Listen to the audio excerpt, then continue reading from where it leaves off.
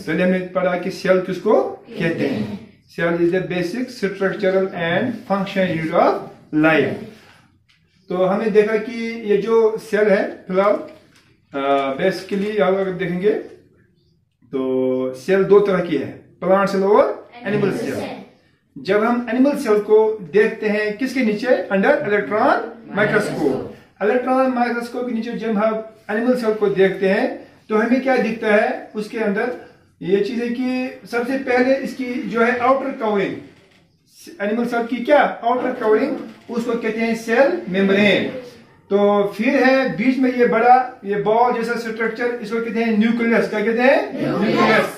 और न्यूक्लियस और cell membrane के दरमियान जो ये जो खाली जगह है, खाली जगह, इसको कहते हैं साइटोप्लाज्म। क्या कहते हैं? साइटोप्लाज्म। अच्छा, पहले हम देखेंगे साइटोप्लाज्म के अंदर क्या क्या चीजें होती है।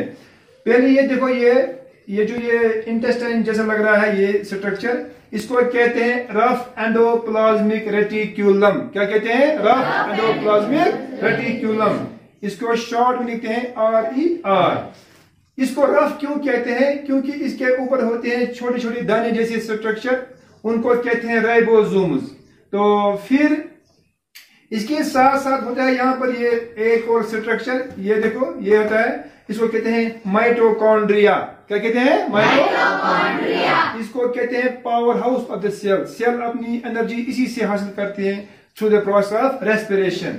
फिर होता है और एक ये स्ट्रक्चर, ये तो इसको कहते हैं गोल्गी एपेरेटस या गोल्गी कॉम्प्लेक्स।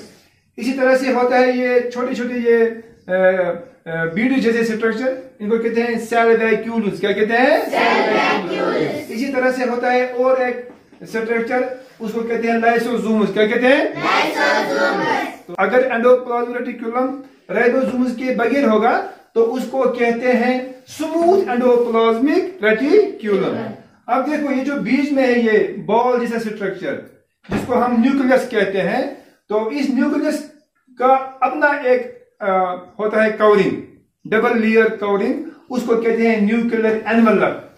और इस न्यूक्लियर एनवलप पर छोटे छोटे ये पोर्स जैसे होते हैं, पोर्स जैसे स्ट्रक्चर, उनको कहते हैं न्यूक्लियोपोर्स। क्या कहते हैं?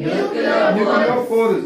और इस न्यूक्लियस में होती है ये थ्रेड लाइक स्ट्रक्चर, इसको कहते हैं क्रोमोसोम्स। क्या कहते हैं? क्रोमोसोम्स। इस न्यूक्लियस का अंदर अपना होता है खाली जगह, उसको कहते हैं न्यूक्लियोप्लाज्म।